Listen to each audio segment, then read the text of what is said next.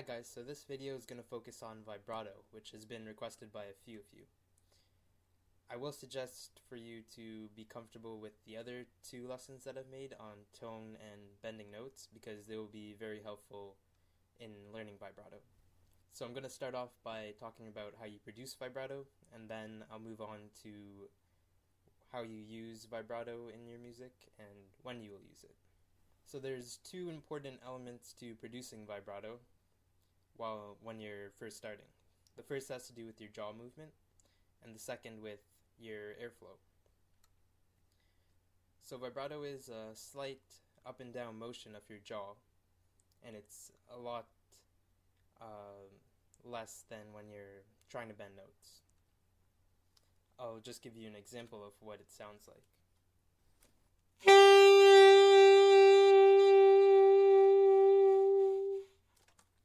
So as you can see, it's wavering in the pitch of the note.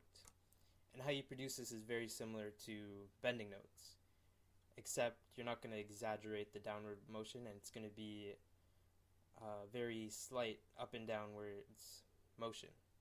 And you can practice this by playing a note and seeing how little you have to move your jaw to just change the pitch slightly and then bring it back up. For example,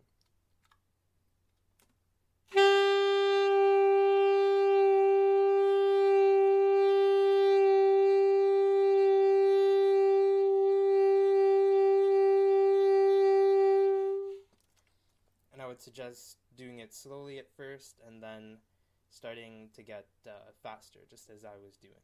So the second element to producing vibrato, and this is important for when you're starting, and this is your airflow. So as you move your jaw down, you can slightly increase your airflow, and this will help you to support the note that you're playing while you're dropping your jaw. And I found this to be helpful while I was learning, and later on you won't have to think about it, and you might not even need to use it. So how you use vibrato really depends on what type of music you're playing. If you're playing classical music, you will probably use it throughout all the notes that you play. But in more jazz music and popular music, you'll probably want to use it on notes that you're holding. I usually use it for notes that I hold more than 2 beats, and I start the vibrato at the second beat. And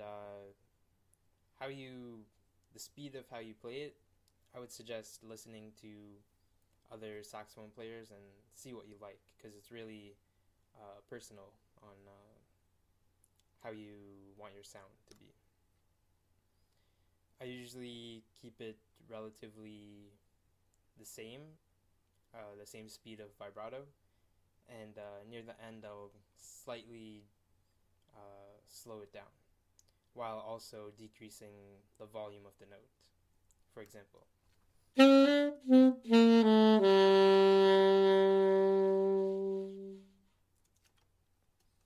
and sometimes you might increase the speed of your vibrato. For example,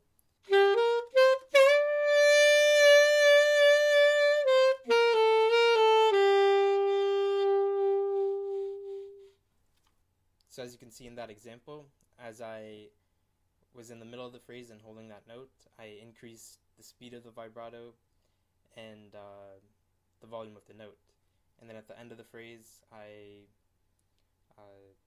decreased the speed of the vibrato and lowered the volume of the note. So that's just something to think about while you're playing. So try out the different things I've said in this video, and try to become comfortable with using vibrato. And eventually, once you don't have to think about the technique, you will be able to play it as you feel.